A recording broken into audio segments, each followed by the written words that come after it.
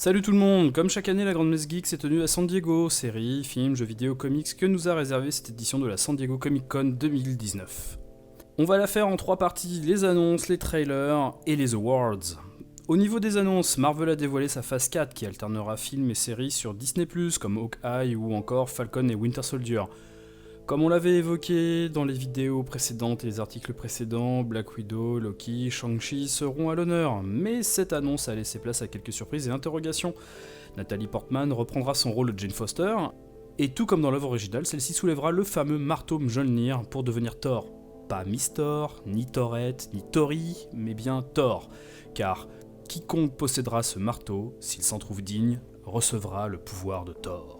Ce qui pose une question, en fait plutôt deux. Dans les comics, il est sous-entendu qu'il ne peut y avoir qu'un porteur, le nouveau porteur dépossédant Thor de ses attributs divins. Mais on a vu dans Endgame que dans le Marvel Cinematic Universe, il pouvait y avoir 2 porteurs simultanés. Quid de Jane Foster donc? Réponse en 2021. La deuxième petite question, c'est que... Ou bien j'ai raté un épisode, mais pour moi, tous les Asgardiens sont morts au début d'Infinity War. Donc je vois pas trop de... Bref. 2 autres titres ont attiré mon attention. La suite de Doctor Strange a été annoncée comme étant un film d'horreur avec un titre comme le sien, dans la folie du multiverse. Il y a de quoi faire, l'esthétique devrait se rapprocher des films d'horreur gothiques, et Wanda Maximoff sera de la partie. Le second est une série animée qui sera diffusée sur Disney+. What If, traduisé par Et si. Adaptée d'histoires pouvant être très courtes, comme un webcomic, voire plus longue, What If a pour but d'explorer le multiverse, des univers alternatifs où l'histoire diffère de la réalité principale. Magneto en gentil et Xavier en méchant, planète où tous les habitants sont des Hulk, univers où Flèche Noire, Black Bolt et chanteur de rock. Tout est autorisé. Il faudra être patient et attendre l'été 2021 pour voir tous les personnages du Marvel Cinematic Universe dans des situations plus ou moins loufoques. L'acteur Jeffrey Wright, qu'on a pu voir dans Casino Royale, Hunger Games ou encore Westworld, a été casté comme narrateur dans le rôle du gardien.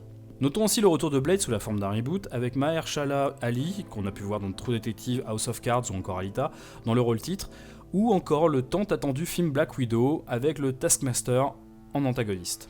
Côté DC Comics, 2 films d'animation sur l'homme de Krypton ont été annoncés. Superman Red Son, qui racontera l'histoire d'un Kal-El atterrissant en URSS en pleine guerre froide.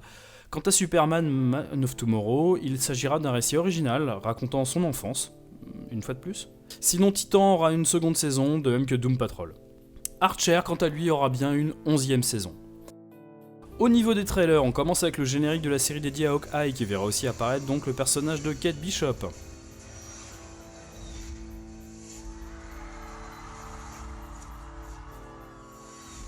Quittons Marvel pour retrouver Watchmen, dont le trailer ne nous permet pas vraiment de savoir dans quelle direction ira la série, mais on va attendre jusqu'en octobre 2019 pour comprendre. Le trailer de The Witcher ne vous aura pas échappé, et en plus il nous a plutôt rassuré.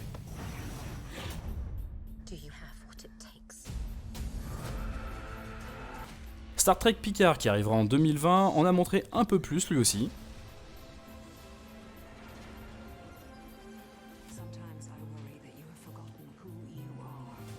Harley Quinn sera à l'honneur notamment en série animée.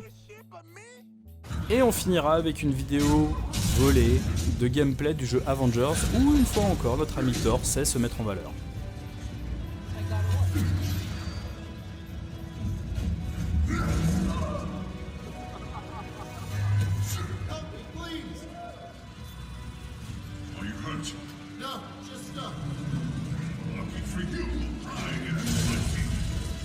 La Comic Con de San Diego est également le moment de célébrer la bande dessinée américaine. Et petit événement cette année, une Française, Pénélope Bagieux, s'est distinguée pour son œuvre culottée des femmes qui ne font que ce qu'elles veulent, dans la catégorie meilleure édition américaine du publication internationale.